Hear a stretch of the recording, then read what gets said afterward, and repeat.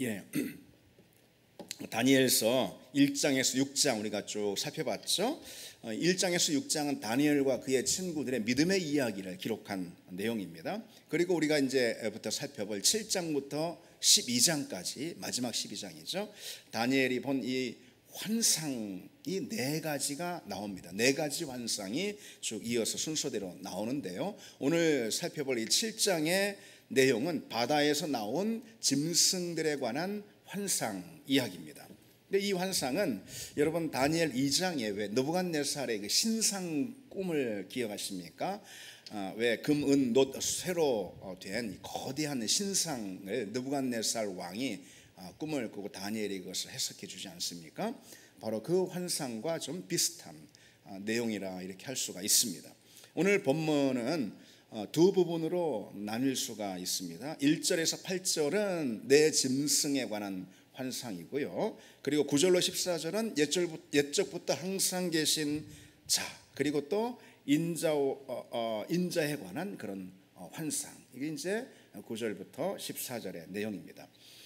다니엘은요, 그러니까 오늘 본문 14절까지만 보면은 환상을 두 가지 연이어서 본 것입니다. 그러니까 먼저는 내 짐승에 관한 환상을 이제 보게 된 것이고, 그 다음 이어가지고 보좌에 앉으신 이에 관한 환상을 이어서 보게 된 겁니다. 그러니까 이제 오늘 이 환상은 마치 그 두 편의 어떤 화면과도 같다라고 말할 수가 있어요. 여러분이 머릿속에 이렇게 큰 화면을 이제 떠올려 보시면은 한 화면 아래쪽에 짐승에 관한 환상이 있고, 그 화면 위쪽에는 옛적부터 항상 계신 이가 보좌에 앉으신 그 환상.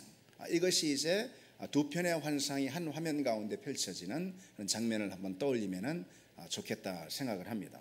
먼저 이 내 짐승에 관한 환상에 대해서 좀 우리가 살펴보겠습니다. 오늘 이제 말씀이 여러분 어렵죠, 생소하고. 그래서 이제 7장부터 12장까지는 환상이 네 가지가 나오거든요. 그러니까 좀 우리가 생소하고 낯설 수가 있습니다. 여러분 본문 말씀을 여러 차례 좀 묵상해 오시면 좋겠습니다. 다니엘 7장부터 이 12장 이 말씀은 사실 이렇게 뭐 짧은 한 시간 동안 이렇게 살펴볼 그런 내용은 아니거든요. 아주 중요한 내용이고 구약 성경에서 참 가장 중요한 그런 본문이다 말할 수 있을 정도로요. 그렇지만 우리가 이 수요일 날 짧은 시간에 간단하게 살펴보고 있는지라 여러분들 그 대신 몇 번씩 좀 묵상을 해가지고 오시면 좋겠습니다. 자, 이 내 짐승에 관한 환상이 시작이 되는데 어떻게 시작이 되냐면은 하늘에서 바람이 네 방향으로 이렇게 바다 가운데로 거세게 몰아칩니다. 그 가운데 이 바다로부터 여러 모양의 그 짐승들이 나오는 것이죠.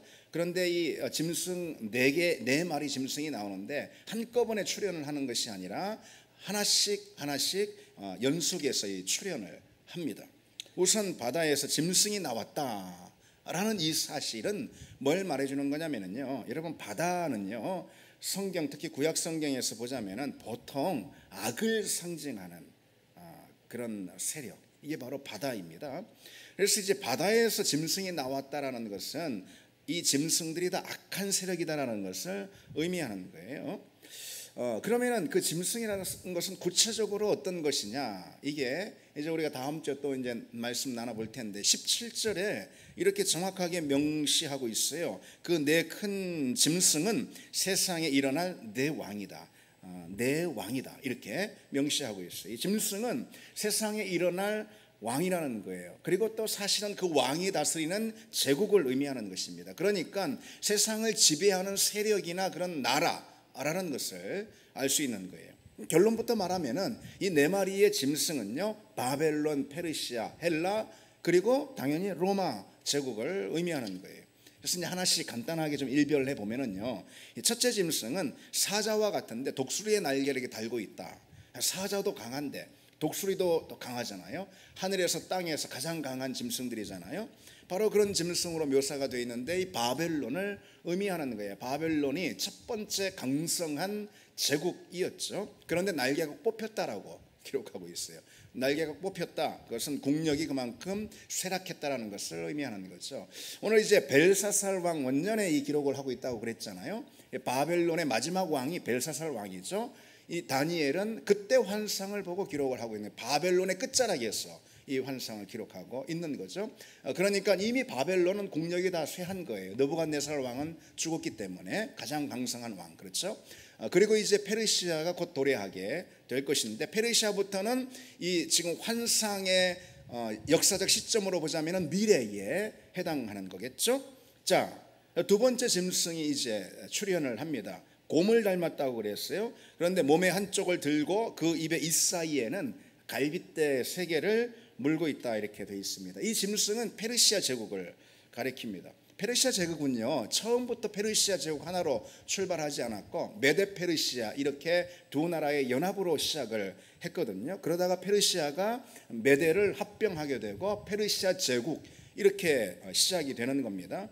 오늘 본문에 그 몸의 한쪽을 들은 모습, 이 두 번째 짐승이, 그것이 곧 이 페르시아가 메데를 흡수해서 페르시아 제국으로 시작이 된 것을 의미하는 겁니다.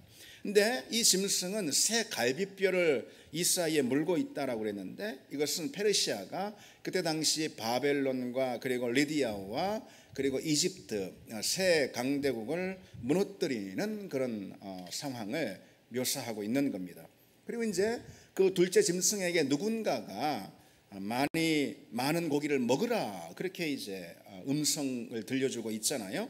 페르시아 제국이 아주 잔인하고 강포하게 파괴와 살육을 자행하도록 부추기고 있는 그런 말인 거예요. 그러니까 그 말 그대로 페르시아 제국은 역사 가운데서 주변의 많은 나라를 정복하고 약탈하는 그런 제국이 되죠.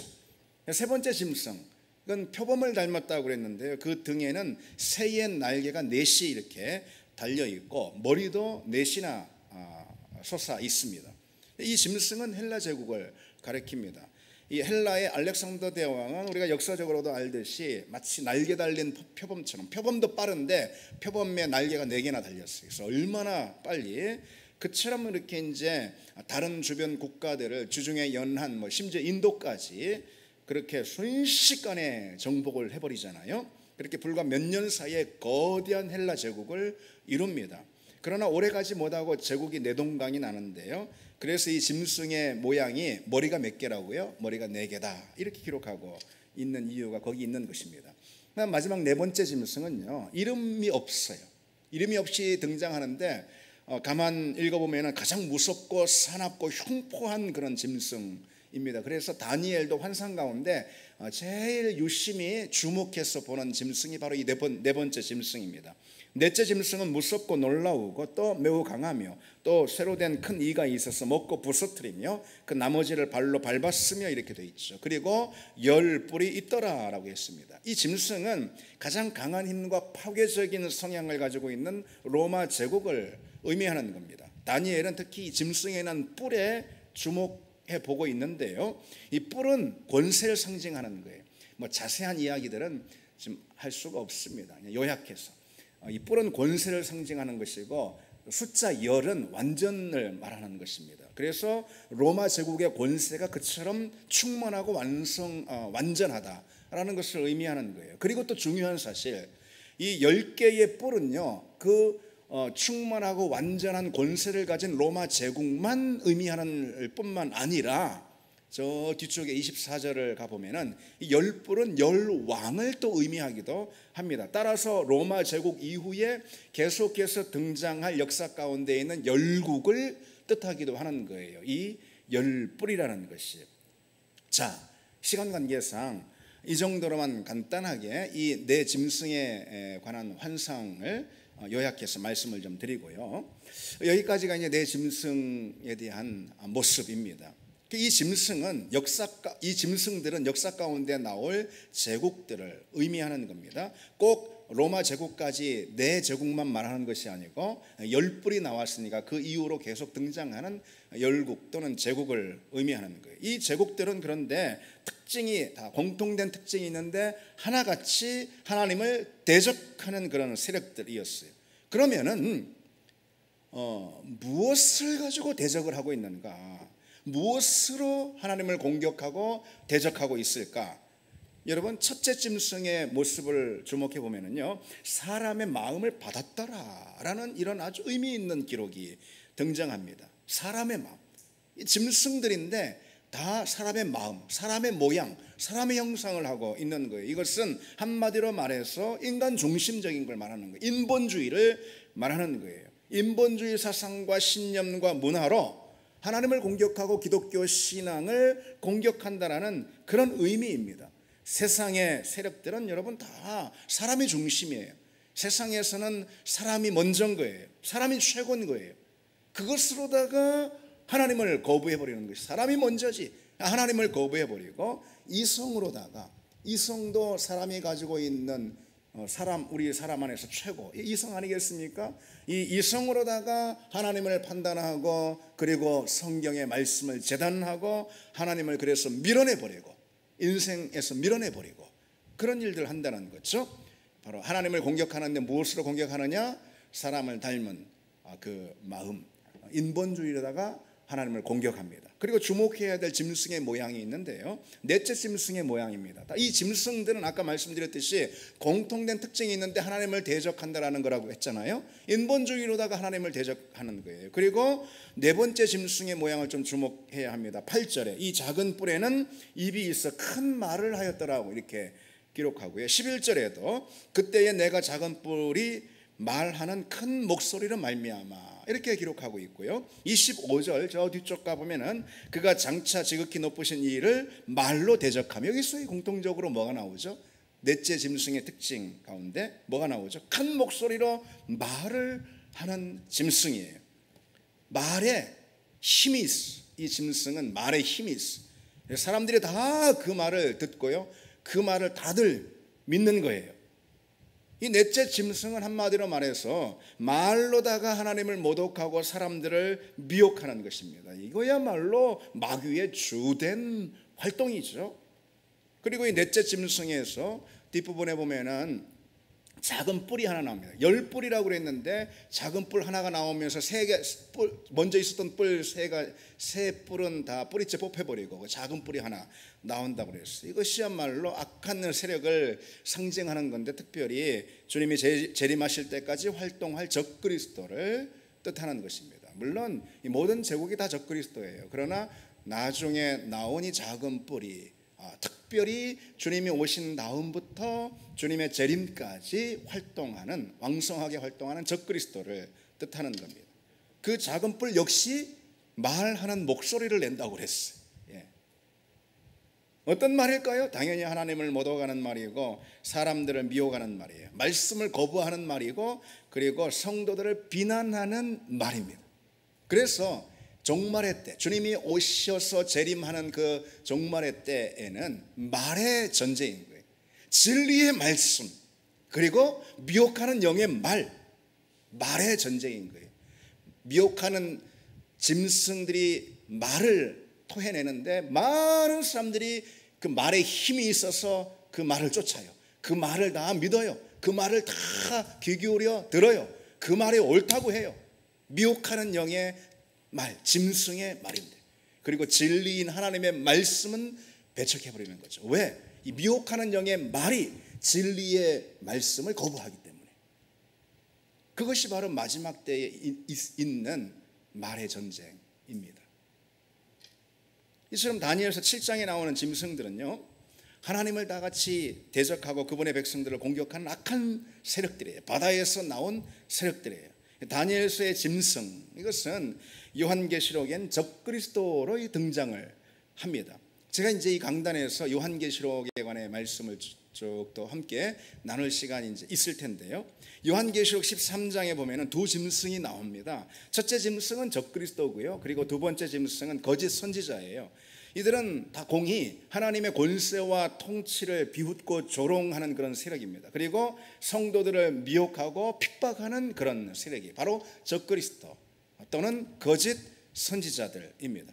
그런데 성경에서, 그러니까 구약의 다니엘, 그리고 또 똑같이 신약의 요한계시록에서 예언이 된 이런 그 짐승의 세력, 악한 세력이 하나님의 나라의 권세와 대적하는 그런 일들이 이후의 역사 가운데 계속해서 펼쳐진다는 거예요. 여러분, 이것이 하나님 말씀이잖아요. 그렇죠? 우주 역사를 경영하시고 그리고 세상의 끝까지 다 꿰뚫어 보고 계시는 하나님께서 그의 종들에게 주신 계시의 말씀이란 말이죠. 이 안에 역사가 다 담겨요. 고스란히 담겨 있는 거죠. 역사가 이대로 진행이 되는 것입니다. 하나님이 이렇게 계시하셨기 때문에 이대로 진행이 되는 거죠. 그런데 우리가 여기서 알 수 있는 중요한 사실이 뭐라는 거죠? 말씀드렸듯이 미혹의 영들, 악한 세력, 어둠의 권세, 이것들이 하는 말, 거짓과 위선, 가짜의 말들인 거죠. 그것을 많은 사람들이 넘어가 버려요. 그 진리를 버려버리고. 그러나 진리 안에 있는, 하나님의 말씀 안에 있는 사람들이 있을 거라는 거예요. 근데 그들은 주님이 다시 오시는 그날, 재림하시는 그날, 승리의 그날까지 어려움과 박해와 핍박 안에 놓여 있을 수 있습니다. 그게 바로 정한 기간입니다. 근데 어쨌든 시대마다 역사마다 그와 같은 짐승, 곧 적그리스도적인 존재들이 계속해서 출현했습니다. 계속해서 등장했어요. 초대교회 시절 역시 마찬가지죠. 로마 제국이 그와 같다라고 말할 수 있어요. 특별히 네로 황제나 도미티아누스 황제를 꼽을 수가 있을 겁니다. 그 이후에 오스만 제국, 그리고 또 그 오스만 제국 뒤를 이은 이슬람의 통치 체계가 그와 같은 적그리스도와 같은 일들을 행했고 또 행하고 있다라고 말할 수가 있습니다. 20세기 들어와서는 공산주의가 기독교를 엄청나게 박해했고요. 수많은 사람들이 희생이 됐습니다. 여러분 다 아시죠? 불과 얼마 안 됐습니다. 수백만 명 그 이상이 이 하나님을 믿는 성도들이 공산주의 사상에 의해서 짓밟히고 희생을 당했습니다. 물론 하나님 나라에는 그들의 이름이 빛나는 이름으로 기록되어 있을 거예요. 그런가 하면은 또 계몽주의 사상과 특히 프랑스 혁명 당시에 반성경적인 세계관들이 굉장히 일어났었거든요. 여러분 프랑스 혁명 하면은 좋은 것만 생각하시는데 계몽주의 하면은 또 좋은 것만 생각하고 그러지 않습니다. 어두운 그늘이 더 큽니다. 어쨌든 그 당시 반성경적인 세계관이 마치 오늘 본문에 기록된 다니엘서의 짐승처럼 일어나서 당시 사회뿐만 아니라 당시 사회에서도 악한 그런 영으로 악한 말들로 사람들을 미혹했죠. 그러나 지금 현재에도 그와 같은 영향력들이 이어지고 있다라고 말할 수 있어요. 그래서 오늘날 우리나라나 서구권에서조차도 소위 문화 막시즘의 활개가 펼쳐지고 있어요. 문화 막시즘. 이 문화 막시즘이라는 것은요, 여러분, 우리가 살고 있는 지금 이 시대, 특별히 우리나라 안에서 굉장히 주목해 봐야 되는 그런 그 사상의 흐름 또는 문화적인 흐름이라고 생각을 합니다. 무슨 어려운 말 나왔으니까 그만 몰라 하지 마시고 잘 한번 여러분 주목을 해야 할 것입니다. 문화 막시즘이라는 것은요, 사상과 문화를 통해서 이 성경적인 가치관의 전복을 시도하는 그런 사회 현상을 일컬어 말하는 것입니다. 예를 들어서 동성애나 젠더 이론이나 급진적인 페미니즘이 그 대표적인 예입니다. 꼭 그런 것만 있는 건 아니에요. 더 많아요. 많은 범주들이 있습니다. 어쨌든 이 문화 막시즘은, 막시즘 하면은 마르크스주의를 말하는 거잖아요. 공산사상 또는 좌파주의를 말하는 거잖아요. 근데 그것이 문화의 이식이 되는 것을 말하는 거예요. 그래서 한마디로 좌편향된 사상이 문화를 통해서 사람들의 정신세계에 침투하는 거라 이렇게 말할 수가 있습니다. 갑자기 무슨 좌파 우파 이런 얘기 갑자기 왜 나왔지? 여러분 잘 들으셔야 할 것입니다. 이 좌편향된 이 사상은요, 여러분 기본적으로 진화론과 유물 사상에 기초하고 있습니다. 진화론과 유물 사상처럼 본성적으로 기독교 신앙에 대적하는 사상도 없습니다. 그 본질적 뿌리 자체가 기독교 신앙은 유신론이잖아요. 하나님이 계시다라는 것을 믿는 유신론이잖아요. 근본 뿌리 자체가 이 진화론이나 또는 유물론은 다르죠. 그러니까 적대적인 그런 관계란 말이죠. 그런데 일반적으로 보통 좌편향된 그런 사상이나 문화나 신념들은 다 대부분 모든 것이 진화론이나 유물론에 기초하고 있습니다. 그러니까 그런 사상을 가진 사람들 또는 그런 문화에 젖어든 사람들은 당연히 뭘 싫어할까요? 기독교 신앙을 싫어하고 반감을 가질 수밖에 없어요. 그걸 가락해서 이제 문화 막시즘의 현상이라 이렇게 큰 틀로 말을 하는데요. 이 문화 막시즘이 지금 우리나라 같은 경우도요, 정치계, 교육계, 또 문화계, 방송계, 예술계, 정치계 이런 곳곳에 굉장히 지금 활발하게 침투를 하고 있다는 사실을 여러분 아십니까?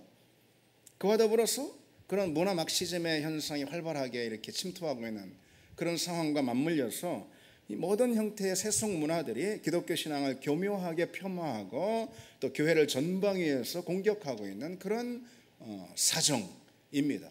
어차피 세상은 바다에서 일어난 짐승이 하나님의 보호자를 모독하고 하나님의 백성들을 공격하는 그런 세상인 거예요. 어차피 세상은. 오늘 본문이 그것을 우리에게 하나님의 말씀이 가르쳐주고 있잖아요. 요즘 오징어 게임이라고 여러분 보고 계신 분 계십니까?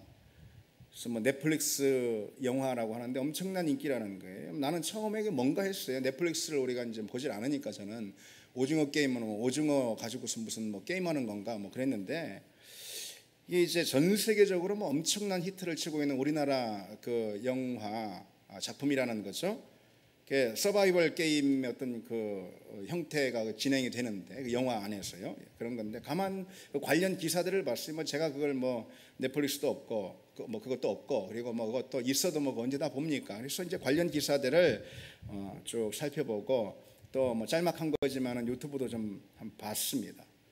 다들 본다니까 어찌 안 볼 수 있겠습니까? 다들 본다는데, 전 세계 온 세상 사람들이 다 본다는데. 근데 그 안에도 보니까 세상 또 여지없이 그리고 상당히 생각해보면 뜬금없이 기독교 비하의 내용들이 줄줄이 들어가 있다는 거죠. 표면적으로는 그 오징어 게임이라는 이 영화가 물질주의 또는 자본주의, 아주 부패하고 타락한 자본주의를 말하는 거겠죠.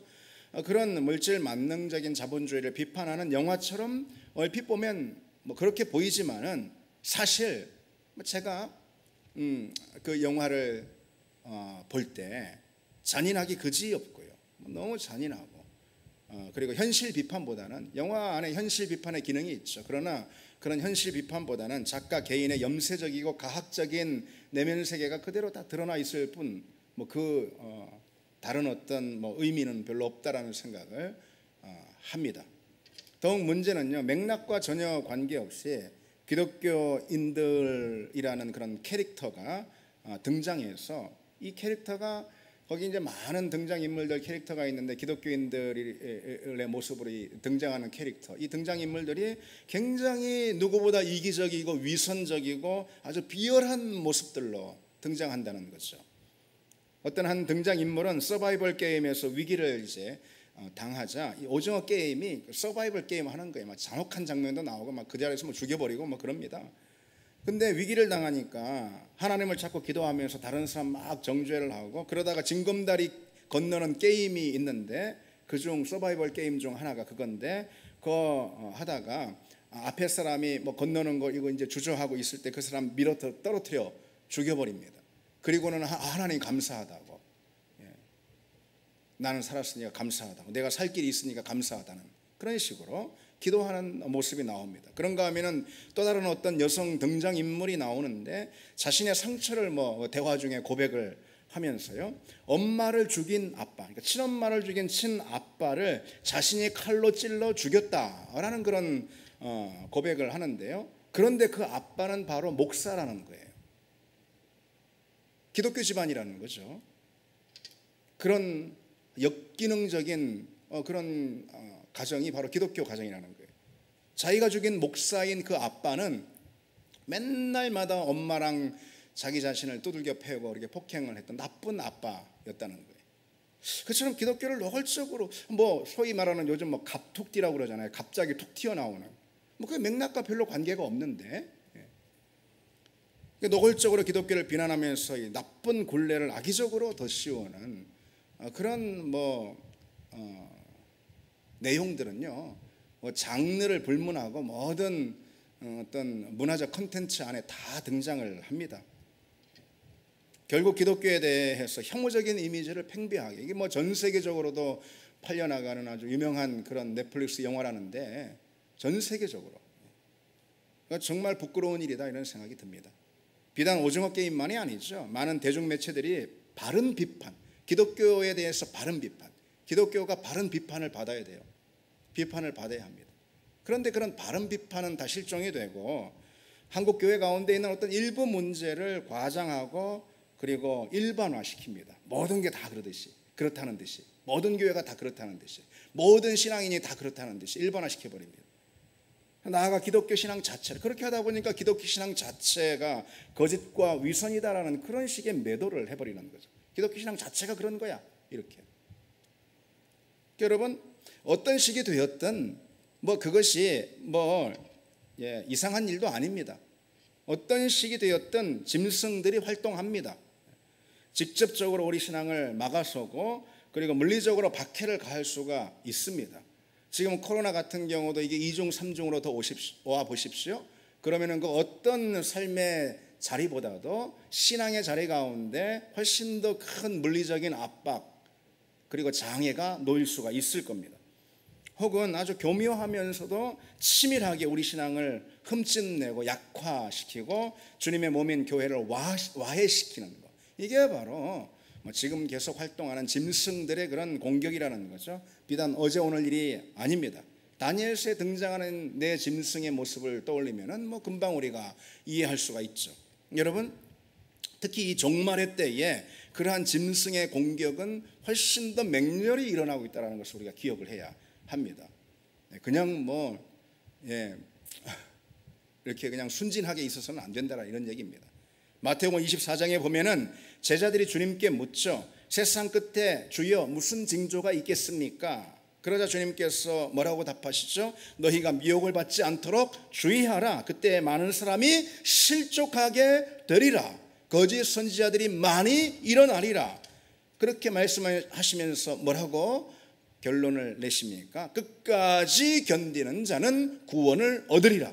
누가 구원을 얻는다는 거죠? 끝까지 견디는 자가 구원을 얻는다는 거죠. 이것이 구원의 중요한 조건으로 주님께서 말씀하시고 계시는 거예요. 무엇이요? 끝까지 견디는 것. 이런 미혹을 견디는 거죠. 이런 기독교를 향한, 하나님을 향한 우리의 믿음에 대해서 공격하는 세상의 공격, 짐승의 맹렬한 공격, 이거에 대해서 끝까지 견디는 사람만이 구원을 얻을 수 있다라는 거예요. 우리의 싸움이 여러분 무엇이죠? 혈과 육에 관한 싸움이 아니잖아요. 우리의 믿음과 하나님을 헤아려는 이 악한 영과 어둠의 권세에 대한 싸움이 바로 우리 믿음이죠. 근데 여러분, 너무 우리가 그렇다고 해서 그냥 마음의 분노심을 갖거나 아니면은 그것도 아니면 의기소침해하거나 두려워할 필요 없습니다. 역사의 주관자는 하나님이시기 때문에 그런 거죠. 그리고 역사의 주관자이신 하나님이 마침내 우리에게 승리를 주실 것이고, 그리고 끝까지 견디는 믿음은 반드시 보상을 얻게 될 겁니다. 오늘 본문에도 하나님은 다니엘의 환상 가운데 그 점을 분명히 보여주고 계십니다. 다니엘은 그처럼 이제 바다에서 나온 네 짐승들이 하나님을 모독하는 언동을 막 하고 그분의 백성들을 공격하는 모습을 본 후에 그것으로 끝나는 게 아니에요. 그럼 얼마나 암울해요. 얼마나 절망적이에요. 그것이 끝이 아니고 어떤 장면이 이어지죠? 9절로 14절까지 옛적부터 항상 계신 분께서, 보좌에 앉으신 분께서 등장하시고, 그리고 그와 더불어서 하늘 구름을 타고 온 인자 같은 이를 보게 됩니다. 다니엘이 분명 하나님과 예수 그리스도에 관한 환상인 거죠. 지금 내 짐승이 막 나와가지고 세상을 그냥 쥐락펴락하고 세상을 다스리고 세상을 호령하는 것 같지만은 실은 진정 보좌에 앉아 계신 분은 하나님이라는 이 사실을 말하고 있는 거죠. 하나님이 하늘과 땅을 다스린다는 거예요. 내 짐승이 지들이 하고 싶은 대로 멋대로 뭘 하고 있든지 별짓을 다 하고 있더라도, 그리고 하나님의 백성들을 공격하고 미혹하고 있다 하더라도, 그런 순간에도 하나님은 여전히 보좌에 앉아 계신 왕이라는 이 사실을 말씀하고 있는 거죠. 그리고 중요한 사실 하나, 하나님의 심판인 하늘의 법정이 그 순간 마련되고 있습니다. 10절 보시면은 심판을 베푸는데 책들이 펴 놓였더라고 되어 있어요. 책들이, 심판의 책들이 펴져 있고 심판이 지금 준비되고 있는 중이라는 거예요. 요한계시록 20장에도 똑같은 말씀이 나옵니다. 또 내가 보니 죽은 자들이 큰 자나 작은 자나 그 보좌 앞에 서 있는데 책들이 펴 있고 또 다른 책들이 펴졌으니 곧 생명책이라. 죽은 자들이 자기 행위를 따라 책들에 기록된 대로 심판을 받으리라 그랬어요. 무엇을 말해주는 거죠? 반드시 심판이 있다. 심판은 반드시 있다. 이것은 기정사실이다, 이 말씀이죠. 누가 심판을 받아서 지옥에 떨어질지 그것만 지금 남아있을 뿐이지 심판이 있다. 누가 심판을 받겠습니까? 당연히 짐승들이 심판을 받죠. 그리고 그 짐승의 동조자들이나 협조자들, 그리고 그 짐승에 의해서 미혹된 자들이 다 심판을 받을 거라는 거예요. 심판 이야기하면은 사실 우리 낙심이 더 많이 들 때가 있습니다. 의문이 더 들고 할 때가 더 있습니다. 세상은 종종 심판이 이루어지지 않습니다. 여러분 왜 그 유명한 영화 암살이라는 영화 혹시 보셨습니까? 그 독립군 이야기 암살이라는 이 영화 마지막 장면에서 밀정 노릇을 한 그 염석진이라는 사람이 등장하는데 이 사람에 대한 심판이 이 영화 마지막 장면에 기록이 집행이 됩니다. 독립운동가인 안옥균이라는 분이 실제 인물이 있는데 이분을 연기한 전지현이 이런 대사를 마지막에 합니다. 16년 전 임무인 염석진이 밀정이면 죽여라. 지금 수행합니다. 탕탕탕. 그래서 염석진이 죽습니다. 여러분 그렇습니다. 심판은 이루어져야 합니다. 심판은 마땅히 이루어져야 합니다. 그러나 여러분 실제 역사에서는 그런 일이 별로 없습니다. 그래서 진짜로 이 염석진과 비슷한 인물, 실제 인물인 노덕술 같은 그런 인물은요 반민족 행위자였는데 건국 이후로도 버젓이 훈장까지 받고선요 그 평생 잘만 살았습니다. 역사는 그래요. 인간의 역사는 그래요. 심판이 지연되고 심판이 미뤄지고 심판이 집행되지 않습니다. 그래서 심판을 받아야 할 사람이 팔짱을 끼고 심판을 비웃는 것, 그것이 바로 인간의 세상이고 역사죠. 그러나 하나님의 심판은 다릅니다. 하나님의 심판은 다릅니다. 하나님은 반드시 심판하신다는 거예요. 그 심판에는 오차도 없고 실수도 없고 번복도 없고 예외도 없습니다. 하나님은 완전하신 분이에요. 따라서 그분의 심판도 완전하고 철저할 거예요. 세상의 나라, 세상의 권세는 그 하나님의 완전한 심판에 의하여 철저히 심판을 받는다라는 것입니다. 하나님의 정해진 때까지만 이 짐승들의 활동을 하나님께서 허용하고 있을 뿐인 거예요. 그것도 모르고 세상에서 왕노릇하고 있고 많은 사람들이 미혹이 돼가지고 그거 쫓아가고 있지만은, 그러나 하나님이 그건 그냥 허용하신 기간만 그렇게 할 수가 있는 거예요. 결국 심판을 받습니다. 왜 세상의 나라, 짐승의 권세를 그렇게 하나님이 허용하실까? 그 기간은 영적 전쟁의 기간으로 우리에게 주신 것이고, 그 기간 우리 성도의 믿음과 인내를 하나님은 검증해 보시는 겁니다. 우리 편에서 볼 때 우리의 믿음과 인내가 증명되는 기간이 바로 이 영적 전쟁, 그런 짐승과의 전쟁의 기간이라는 것이죠. 그것은 곧 하나님께서 우리에게 믿음의 보상을 주시기 위한 것일 수도 있습니다.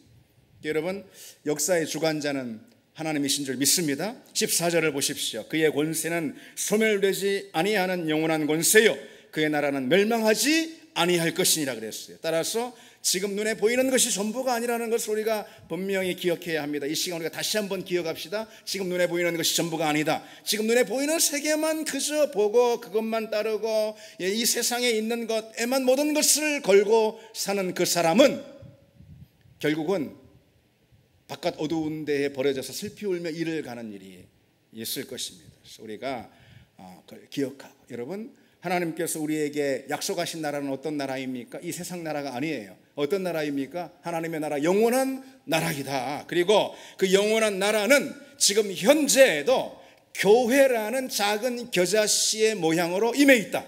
따라서 우리는 그 나라에 충성하고 그 나라에 헌신하고 그 나라를 붙들고 살고 그 나라를 또 소망하고 사는 우리가 되기를 바랍니다. 우리 같이 찬양 드리고 기도하겠습니다.